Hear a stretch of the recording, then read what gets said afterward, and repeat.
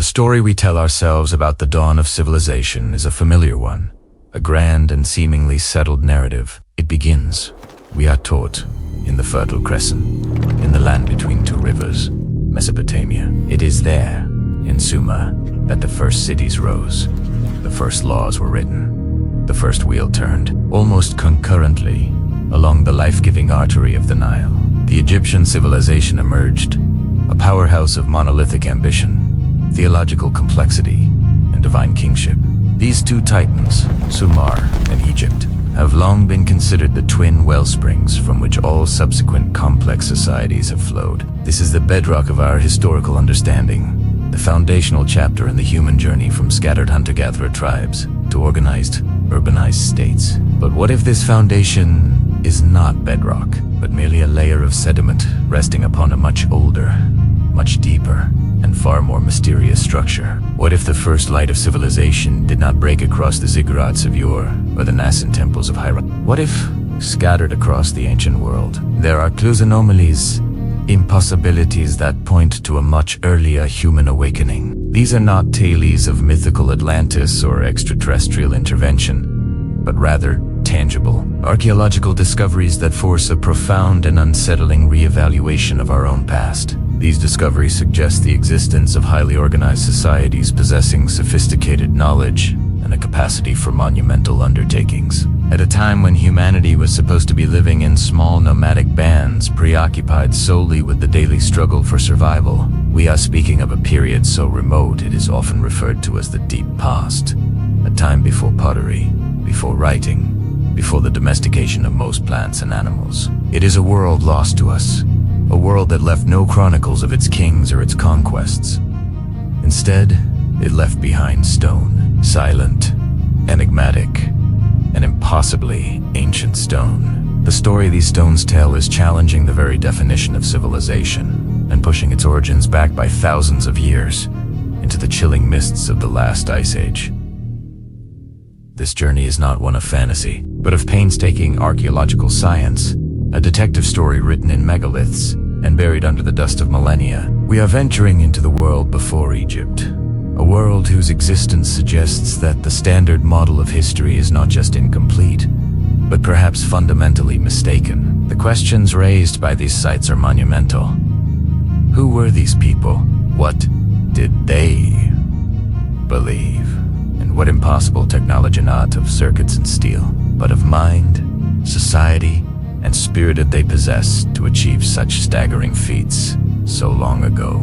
In the rolling hills of southeastern Anatolia, in modern-day Turkey, lies a site that has, in the last few decades, single-handedly shattered our understanding of the Neolithic period. It is called Göbekli Tepe, which translates to Potbelly Hill. For generations, it was just that, a rounded, unassuming hill in the landscape, distinguished only by the scattered pieces of limestone that local farmers would occasionally find and clear from their fields. Archaeologists from the University of Chicago surveyed it in the 1960s and dismissed it as little more than a medieval Byzantine cemetery. Its broken stones, the likely remnants of forgotten gravestones. The hill then slumbered for another 30 years, its profound secrets undisturbed. It was not until 1994 that a German archaeologist named Klaus Schmidt, having read the brief report from the Chicago survey, decided to take another look. Schmidt had been working at a nearby Neolithic site, Navali Kori, and had uncovered T-shaped stone pillars there. He had a hunch that the limestone slabs on Göbekli Tepe were something far older and far more significant than medieval tombstones. What Schmidt and his team from the German Archaeological Institute began to uncover was nothing short of revolutionary. It was, and remains, the oldest known temple complex in the world, using geomagnetic surveys and ground-penetrating radar. Followed by careful excavation, they revealed not a settlement, not a city, but a vast ceremonial center. The site consists of at least 20 enormous, circular enclosures. The largest of these are up to 20 meters in diameter. At the center of these circles stand two massive, monolithic pillars, each carved from a single piece of limestone into a distinct T-shape. These central pillars, weighing upwards of 15 tons and standing over 5 meters tall, are themselves encircled by smaller, similar T-shaped pillars embedded in walls of quarry stone. The truly paradigm-shifting aspect of Göbekli Tepe is its age. Radiocarbon dating of organic material found within the construction fill, such as charcoal and animal bones, places the oldest layers of the site at approximately 9600 BCE. To put this into perspective, this is nearly 7,000 years before the construction of the Great Pyramid of Giza. It is 6,000 years before Stonehenge. This is a date that plunges us back into the pre-pottery Neolithic a period when humanity was thought to consist of living in a pre-agricultural, pre-literate world. According to the conventional timeline of human development, people of this era should not have been capable of such a project. Monumental architecture requires a surplus of food to feed a large workforce. It requires a sophisticated social structure to organize and direct that workforce. It demands specialized labor couriers, transporters, carvers, builders. It necessitates a shared, complex belief system to motivate such a colossal, multi-generational effort. None of these things were supposed to exist in the 10th millennium BCE. Yet, at Göbekli Tepe, they did. The pillars themselves are artistic masterpieces. They are not crude, unfinished blocks. Many are covered in intricate, stylized reliefs of animals. We see snarling foxes, boars with bristling manes, long-necked cranes, and sinuous snakes crawling down the sides of the pillars. There are vultures, scorpions, and gazelles. These are not the animals of domestication. They are the wild, powerful, and often dangerous fauna of the Neolithic world. The shape of the pillars is now widely interpreted as being anthropomorphic. They are stylized human figures, seen in profile. Some pillars even have carvings of arms, hands, and loincloths, confirming their human-like form. These silent, stone giants represent beings of immense importance. Perhaps ancestors, perhaps spirits, or perhaps the earliest known depictions of gods. The artistry is subtle and confident, demonstrating a well-developed symbolic and artistic tradition that must have had antecedents we have not yet found. The logistical and engineering challenges are staggering. The limestone was quarried from pits located up to a kilometer away. The largest pillars, some weighing as much as a modern semi-truck, had to be hewn from the bedrock using nothing more than flint and basalt tools. They were then transported, presumably by hundreds of people using ropes and log rollers, and erected with a precision that still baffles engineers today. This was not a simple act of building. It was a monumental feat of social and technical coordination. This is the impossible technology of Göbekli Tepe. It is not a technology of unknown power sources, but a technology of social organization. Klaus Schmidt theorized that Göbekli Tepe overturns our entire model of the Neolithic Revolution. The standard theory, championed for decades by figures like V. Gordon Childe, was that agriculture came first. The invention of farming created food surpluses, which allowed for permanent settlements. This sedentism, in turn, led to population growth, social stratification, and eventually, complex religion and monumental projects. Göbekli Tepe suggests the exact opposite. Schmidt called it the cathedral on a hill. He argued that it was the shared will to build and convene at this sacred place that was the primary driver of social change. The immense logistical demands of feeding the hundreds of workers required to build and maintain the site may have been the very impetus for the cultivation of wild grasses like einkorn wheat, whose domesticated descendants were first found in the region surrounding Göbekli Tepe. The need to gather for ritual created the village. The temple came before the town. Religion, it seems, may have been the catalyst for civilization itself. This represents a complete inversion of cause and effect in our understanding of prehistory. Adding to the enigma is the fact that around 8000 BC, after more than 1500 years of use and expansion, Göbekli Tepe was deliberately and carefully buried. Its magnificent enclosures were filled in with millions of cubic feet of earth, animal bones, and stone chippings. It was not destroyed or abandoned to decay. It was entombed, preserved as if it were a time capsule. Why? Was its ideology supplanted by a new one? Was it a ritual decommissioning of a sacred space whose power had waned? Or was it an act of preservation, a deliberate message sent to a future they could not imagine? We simply do not know. The discovery of Göbekli Tepe presents us with a profound epistemological shock.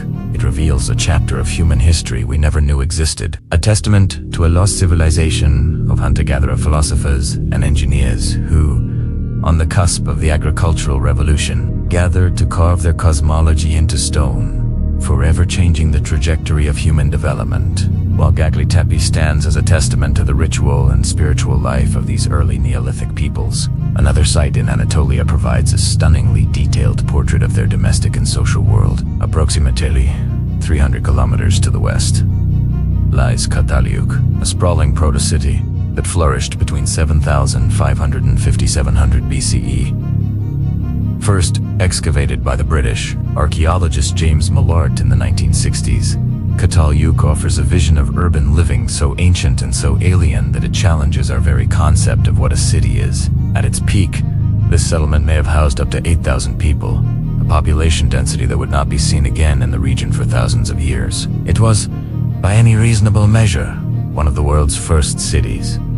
Yet, it was a city unlike any other.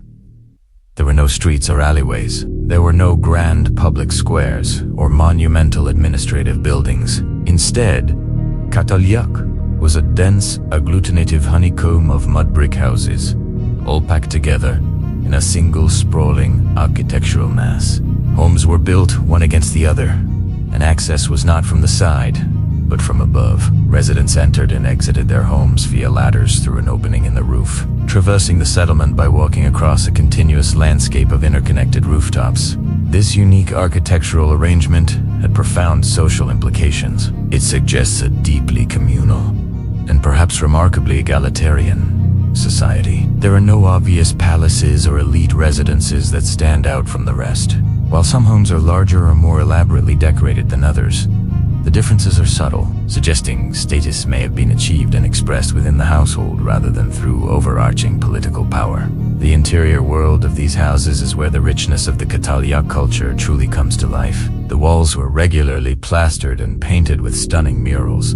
These are not simple daubs of color, but complex scenes depicting wild animals, hunting parties, and geometric patterns. One famous mural appears to be a landscape painting, showing the houses of the settlement in the foreground with a twin-peaked mountain, likely the nearby volcano Hazandagi, erupting in the background. If this interpretation is correct, it would represent the world's first known map or landscape painting. The domestic space was also a ritual space. The walls were frequently adorned with the skulls and horns of massive wild bulls, or aurochs, their horns set into plaster benches and pillars. These powerful symbols seem to have been central to their belief system, perhaps representing virility, power, or a connection to the wild, untamed world. The people of Çatalhöyük buried their dead beneath the floors of their own houses. Skeletons are found curled in the fetal position under sleeping platforms, often with grave goods. This practice suggests a powerful connection to ancestors, who remained physically and spiritually a part of the household even after death. Some skulls were removed from skeletons,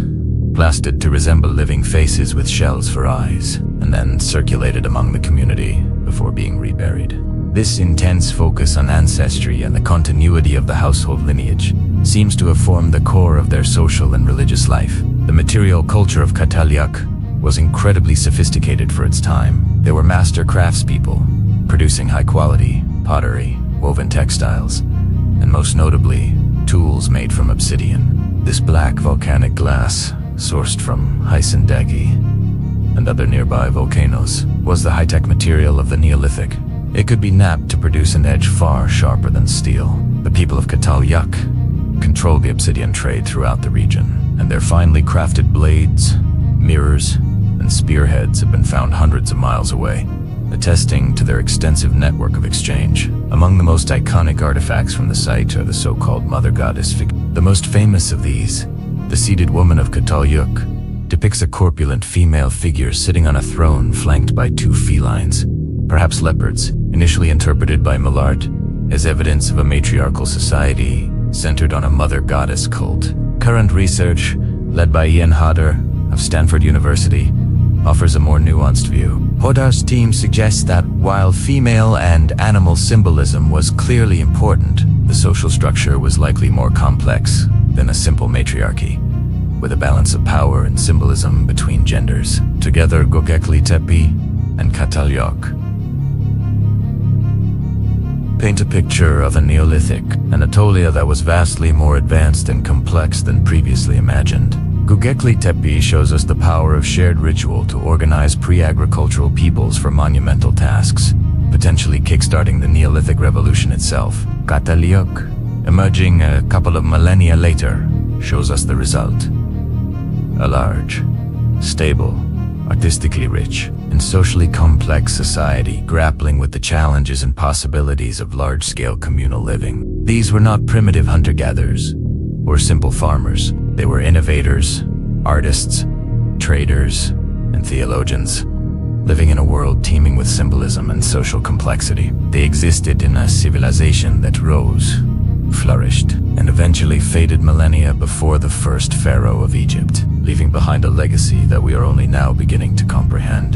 Their existence proves that the path to civilization was not a single, linear march, but a diverse and branching exploration of human potential. As the Neolithic revolution radiated outwards from its Near Eastern heartland, it sparked innovation and cultural development across the ancient world. But this was not a simple case of cultural transmission from a single core to a passive periphery. In southeastern Europe, along the fertile river valleys of the Danube, another remarkably advanced culture emerged, one that developed key technologies and symbolic systems far in advance of its contemporaries. This was the Vinca culture, named after a site near Belgrade in modern-day Serbia. Flourishing from approximately 5,700 to 4,500 BC, the Vinca people created a society that, in many respects, appears more advanced than those in Mesopotamia and Egypt at the same time. The settlements of the Vinca culture were not small, scattered villages. Sites like Vinca Belo Brudu were large, well-planned proto-urban centers that were occupied for centuries. They built substantial rectangular houses with multiple rooms, plastered floors, and sophisticated clay ovens. These settlements show clear evidence of long-term planning, social organization, and a stable, sedentary lifestyle based on a sophisticated mix of agriculture and foraging. The late archaeologist Marija Gimbuta has referred to this in related cultures as Old Europe, a civilization she saw as largely peaceful, egalitarian, and centered on the worship of a great goddess, a view that, while influential, remains a subject of intense academic debate. What is not debatable, however, is the Vinca culture's stunning technological prowess. They were among the world's very first metallurgists. At sites like Belivod and Plosnik in Serbia, archaeologists have unearthed evidence of copper smelting dating back to around 5000 BCE. This includes slag, crucibles, and beautifully crafted copper artifacts such as axes, awls, and beads. This discovery fundamentally challenges the traditional model of technological diffusion, which held that metallurgy was invented in the Near East and slowly spread into Europe. The evidence from the Vinca culture suggests an independent, autochthonous invention of copper smelting in the Balkans, predating similar developments in the Fertile Crescent by several centuries. This was a quantum leap in technology, a mastery of pyrotechnology that allowed humans to transform rock into a new, malleable, and immensely useful material. Perhaps the most tantalizing and controversial legacy of the Vinca culture is what appears to be a system of proto-writing. Scratched onto pottery, clay figurines, and other artifacts are thousands of symbols. First noticed during excavations at Turdac in Romania in the late 19th century, these symbols have been the subject of speculation ever since. They're not random doodles. The system consists of a few hundred distinct signs, many of which are abstract and geometric, that appear in regular patterns and combinations. These symbols predate Sumerian cuneiform, long considered the world's first writing by well over 1,000 years. The central question is whether these Vinca symbols constitute a true writing system, that is, a system capable of representing spoken language. The majority of mainstream scholarship remains skeptical, arguing that the inscriptions are too short and repetitive to encode complex linguistic information. The prevailing view is that they are a system of proto-writing, a set of symbolic marks used as owner's marks, ritual symbols, or mnemonic devices, similar to early accounting tokens in Mesopotamia. However, a minority of scholars, including the linguist Harold Harmon, have argued forcefully that the Vinca system is far more than that. Harmon contends that it was a script in its own right, a Danube script used primarily for religious and ritual purposes. He points to the systematic nature of the signs, and their consistent application as evidence of a developed, albeit not fully understood, system of written communication. Regardless of whether it was a full-fledged script, the Vinca symbol system demonstrates an unprecedented level of abstract thought and symbolic communication for its time. It represents a shared visual language across a vast geographical area, a testament to the cultural cohesion and intellectual sophistication of old Europe. The Vinca culture, with its large settlements, its independent invention of metallurgy, and its complex symbolic system, represents another powerful challenge to the traditional Near East-centric model of civilization. It shows us a Europe that was not a primitive backwater waiting for enlightenment from the East, but a vibrant center of innovation in its own right, like the builders of Göbekli Tepe and the residents of Catalioch. The people of the Vinca culture demonstrate that the capacity for complex social organization, advanced technology, and abstract thought was not the exclusive domain of any one people or place, but a potential that blossomed in multiple locations, at multiple times, long before the history we thought we knew began. With this new understanding of the deep antiquity and sophistication of cultures in Anatolia and the Balkans, we must now turn our gaze back to that most iconic of ancient lands, Egypt. For centuries, the civilization of the Pharaohs seemed to have sprung into existence with astonishing speed and completeness around 3100 BCE. The unification of Upper and Lower Egypt under a figure like Narmer or Menes appears in the historical record as a sudden transformative event, bringing with it divine kingship, monumental architecture in stone, and a fully formed system of hieroglyphic writing. This miraculous birth of Egyptian civilization has long puzzled historians, leading some early, and now discredited, theorists to propose that a dynastic race of invaders from Mesopotamia must have arrived to jumpstart the process along the Nile.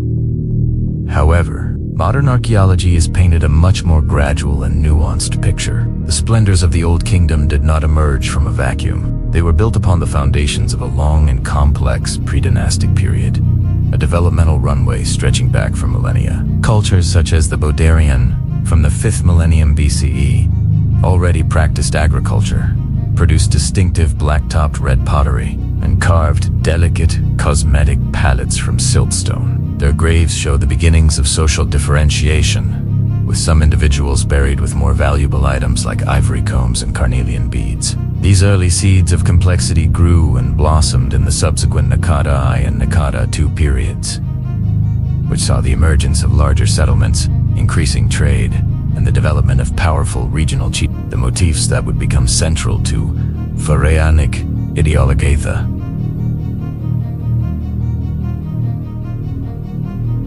Crowns, the scepters, the smiting pose of the king all, have their origins in the art and politics of this formative era. Yet, even this deep local history may not be the entire story. In the vast, hyper-arid expanse of what is now the Nubian desert west of the Nile, lies a site that pushes the origins of key aspects of Egyptian culture back even further into a time when the Sahara was a wetter, more hospitable savanna. This site is Nabta Playa. Discovered in the 1970s, it was a seasonal lake that attracted nomadic cattle herders as early as the 10th millennium, BC, contemporaneous with the builders of Göbekli Tepe. These people were not just surviving, they were observing, calculating, and building. Around the 7th millennium BCE, they began to erect megalithic structures. These were not on the scale of Göbekli Tepe, but their significance is no less profound. The most famous of these structures is a small stone circle, approximately 4 meters in diameter. It is often called the world's oldest known astronomical observatory, predating Stonehenge by several thousand years. Lines of stones radiate from this circle. Meticulous research by archaeoastronomer J. McKim Melville and archaeologist Fred Windorf has demonstrated that some of these alignments correspond to the position of the summer solstice sunrise during that era. Other alignments appear to point to the rising positions of bright stars in the northern sky,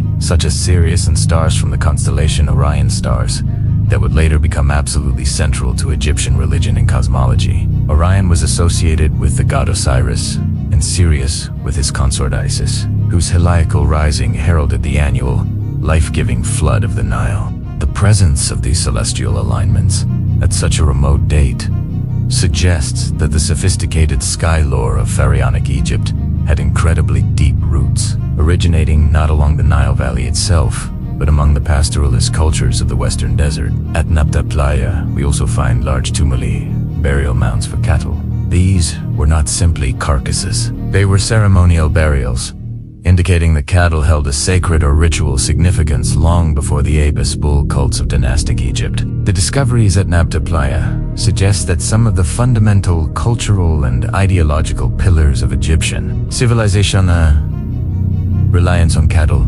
pastoralism, a sophisticated understanding of solar and stellar cycles, and the use of megalithic stone construction were developed far from the Nile and thousands of years before the first pharaoh. As the Sahara began to dry out around the 5th millennium BCE, the people of Nabta Playa and other desert oases were forced to migrate, and many likely moved towards the stable water source of the Nile Valley. They would have brought their knowledge, their beliefs, and their traditions with them, contributing to the rich cultural ferment that would eventually crystallize into the unified Egyptian state. Egypt, then, was not a singular miracle, but a magnificent synthesis, a confluence of indigenous Nile Valley traditions and the ancient, deeply rooted cultures of the once green Sahara. Our journey through the deep past has taken us from the enigmatic temple mounds of Anatolia to the proto-cities of the Balkans, and into the sun-scorched deserts west of the Nile.